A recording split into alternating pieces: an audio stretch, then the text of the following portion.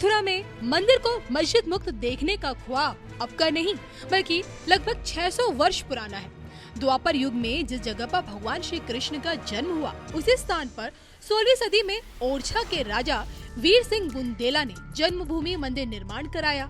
लेकिन हिंदुओं की आस्था पर प्रहार करते हुए औरंगजेब ने मंदिर को ध्वस्त कर उस पर शाही मस्जिद खड़ी कर दी। आज की डेट में श्री कृष्ण जन्मभूमि ये दावा करती है कि यहाँ पर ये मस्जिद बनाई गई है, वहाँ राजा कंस का कारागार था और जहाँ भगवान श्री कृष्ण का जन्म हुआ, यहाँ केशव देव यानी कि भगवान विष्णु का भव्य मंदिर हुआ करता था। अब देखा जाए तो ये लड़ाई 13.37 एकड़ जमीन के मालिकाना हक को लेकर लड़ी जा रही है। 10.9 एकड़ जमीन श्री कृष्ण जन्मभूमि के पास है और जिस 2.5 एकड़ जमीन पर शाही ईदगाह मस्जिद है, उसी जमीन को वापस लेने की लड़ाई दशकों से लड़ी जा रही है। कृष्ण जन्मभूमि को मस्जिद मुक्त करने कौन आएगा? क्या जगत गुरु की गवाही मथुरा का रास्ता खोलेगी? ईदगाह मस्जिद का भविष्य आखिरकार कहता क्या है?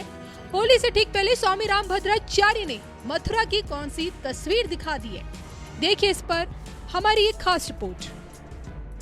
होली से पहले चर्चा में जगत गुरु, मस्जिद मुक्त श्री कृष्ण जन्मभूमि कब?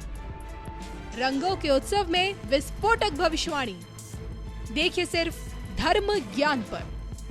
प्रदेश की विधानसभा से योगी आदित्यनाथ का कहना, नंदी बाबा ने बैरिकेडिंग तुड़वा दी, कृष्ण कन्हैया कहाँ मानने वाले हैं। इस बात का संकेत है कि अब मथुरा दूर नहीं। राजनीतिक गलियारों में इस बात पर गहन चर्चा हो रही है कि क्या पीएम बनने से पहले ही योगी बाबा श्री कृष्ण जन्मभूमि को मस्जिद से मुक्ति दिला पाएंगे, क्योंकि न सिर्फ यूपी बल्कि पूरा भारत ये जानता है योगी जी जो कहते हैं वो करके दिखाते हैं। काशी विश्वनाथ धाम की भव्यता हो, राम मंदिर की वैभवता, विश्व स्तरीय महाकुंभ का महाआयोजन हो या फिर संभल को वापस तीर्थराज बनाने की कोशिश, योगी जी के नेतृत्व में सनातन की एक विराट पिक्चर नजर आने लगी है।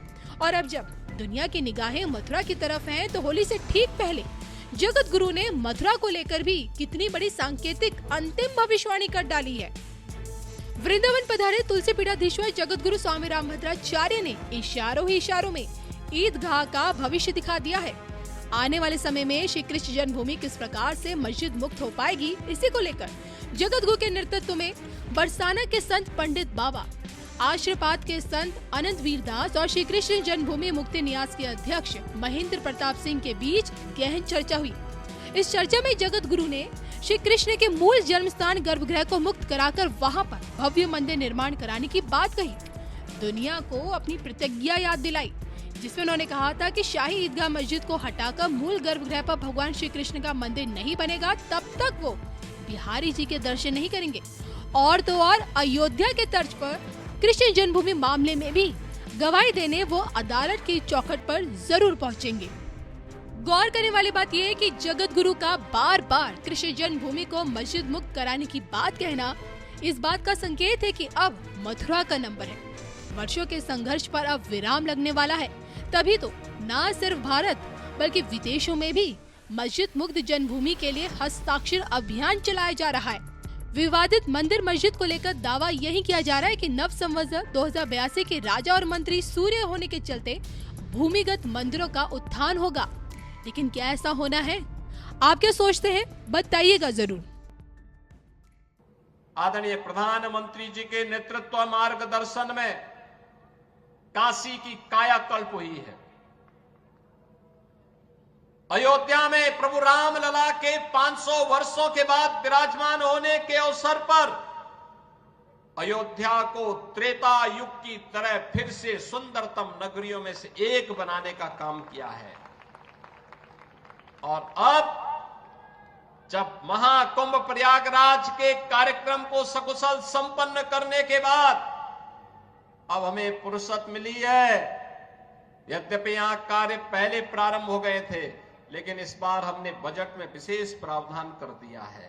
और आप आश्वस्त रहिए, बस आप आशीर्वाद देते रहिए, इंतजार करिए। जैसे अयोध्या आज सुंदरतम नगरी बन गई है, हमारा प्रयागराज सचमुच तीर्थों का राजा बनकर के चमकता हुआ दिखाई दे रहा है। दीप्यमान सूर्य की रूप में पूरी दुनिया को दिखाई दे रहा है। महाकुंभ की सफलता उसका एक उदाहरण है। जैसे काशी की कायाकल्प हुई है, अब तो बारी इसी ब्रजभूमि की है। मथुरा, वृंदावन, बरसाना, गोकुल, नंदगांव, गोवर्धन, बलदेव, ये सभी पे विकास के लिए पैसे की कोई सीमा नहीं। मैंने पहले भी कहा, विकास की इन योजनाओं को आगे बढ़ाने के लिए मैंने कहा, होली के अवसर पर राधा रानी के श्री चरणों में इससे बड़ा निवेदन करने का अवसर दूसरा नहीं मिलने वाला है कि मैं होली के अवसर पर, क्योंकि इस समय उनका आशीर्वाद विशेष रूप से इस भूमि को प्राप्त होता है, और इसीलिए इस अवसर पर मैं उनके चरणों में, श्री चरणों में अपने सभी माननीय जनप्रतिनिधियों के साथ पूज्य संतों के सानिध्य में निवेदन कर लूं और इस बात के लिए आश्वस्त कर लूं कि उनकी कृपा बनी रहे, यहां का विकास होगा, पूरा विकास होगा। जैसे अयोध्या में, जैसे प्रयागराज में, जैसे काशी में, जैसे मां विंध्यवासिनी धाम में आपको दिखाई दे रहा है, यही हर विकास के कार्य यहां पर इसी रूप में आगे बढ़ेंगे। आदरणीय प्रधानमंत्री जी के नेतृत्व मार्गदर्शन में काशी की कायाकल्प हुई है।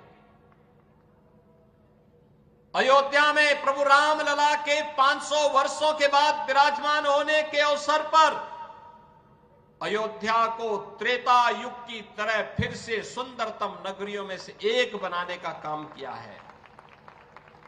और अब जब महाकुंभ प्रयागराज के कार्यक्रम को सकुशल संपन्न करने के बाद अब हमें फुर्सत मिली है। यद्यपि यहां कार्य पहले प्रारंभ हो गए थे, लेकिन इस बार हमने बजट में विशेष प्रावधान कर दिया है।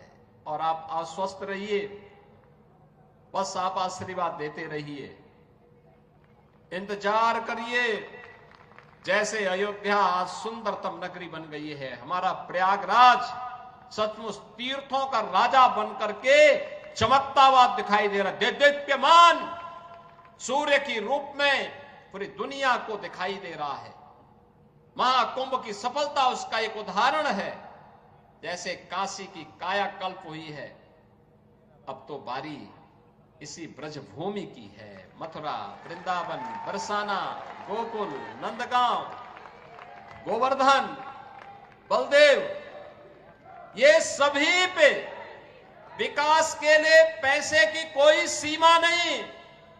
मैंने पहले भी कहा, विकास की इन योजनाओं को आगे बढ़ाने के लिए मैंने कहा, होली के अवसर पर राधा रानी के श्री चरणों में इससे बड़ा निवेदन करने का अवसर दूसरा नहीं मिलने वाला है कि मैं होली के अवसर पर, क्योंकि इस समय उनका आशीर्वाद विशेष रूप से इस भूमि को प्राप्त होता है, और इसीलिए इस अवसर पर मैं उनके चरणों में, श्री चरणों में अपने सभी माननीय जनप्रतिनिधियों के साथ पूज्य संतों के सानिध्य में निवेदन कर लूं और इस बात के लिए आश्वस्त कर लूं कि उनकी कृपा बनी रहे, यहां का विकास होगा, पूरा विकास होगा। जैसे अयोध्या में, जैसे प्रयागराज में, जैसे काशी में, जैसे मां विंध्यवासिनी धाम में आपको दिखाई दे रहा है, यही हर विकास के कार्य यहां पर इसी रूप में आगे बढ़ेंगे।